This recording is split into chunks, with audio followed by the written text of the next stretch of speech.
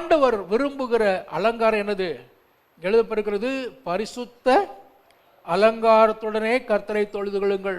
1:4 இதே வசனம் 1:4 16 அதிகாரத்துடைய 29 வசனத்துக்குள்ள இதே பார்க்கிறோம். 1 Chronicles chapter 16 and verse 29. 1:4 16 அதிகாரத்துடைய 29 வசனத்துல கர்த்தருக்கு அவருடைய நாமத்திற்குரிய மகிமையை செலுத்தி காணிக்கைகளை கொண்டு வந்து அவருடைய சந்நிதியில் பிரவேசியுங்கள். பாருங்க, அவருடைய நாமத்துக்குரிய மகிமையை அது என்னது? துதிப்பது, ஸ்தோத்தரிப்பது, ஆராதிப்பது. அடுத்து என்னது?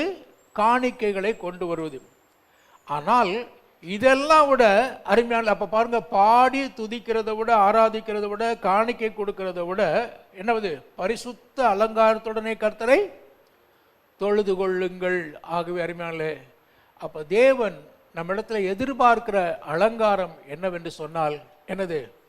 பரிசுத்த. உள்ள எல்லா விதமான அசுத்தத்தை வைத்துக்கொண்டு வெளியில நம்ம என்னதான் பாடினாலும் ஆராதித்தாலும் அருமையாலே அது தேவனுக்கு பிரியமா இருக்காது. ஆண்டவர் சொல்றாரு, இல்லை, நான் விரும்புகிற அலங்காரம். அருமையால பாட்டு ராகவத்தோடு கூட ஒருவேளை பாடாமல் இருக்கலாம். சில சபைகளை பார்த்தீங்கன்னா பாட்டு காதால கேட்க முடியாது. ஏன்னா ஆளுக்கு ஒவ்வொரு ராகத்தில் பாடிக்கிட்டு இருப்பாங்க. அருமையால மியூசிக் என்ன பண்ணும்? தப்பு தப்பாக வாசிச்சுக்கிட்டு இருப்பாங்க. வெளியிலிருந்து கேட்குறவங்களுக்கு பெரிய கடூரமாக இருக்கும்.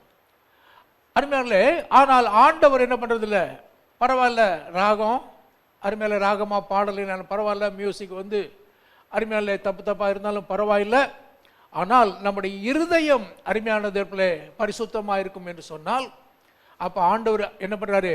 அதைத்தான் இங்கே எழுது, பரிசுத்த அலங்காரத்துடனே கர்த்தரை. அப்போ வந்து மியூசிக் எப்படி இருக்குது, பாட்டு எப்படி இருக்குன்னு ஆண்டவர் என்ன பண்ணலை? பார்க்க மாட்டார். அருமையாலே உள்ளம் எப்படி இருக்கிறது, அது பரிசுத்தமாக இருக்கிறதா என்று சொல்லிப்பார். ஆகவே பாருங்க, worship the lord in the beauty of holiness. அருமையானதில்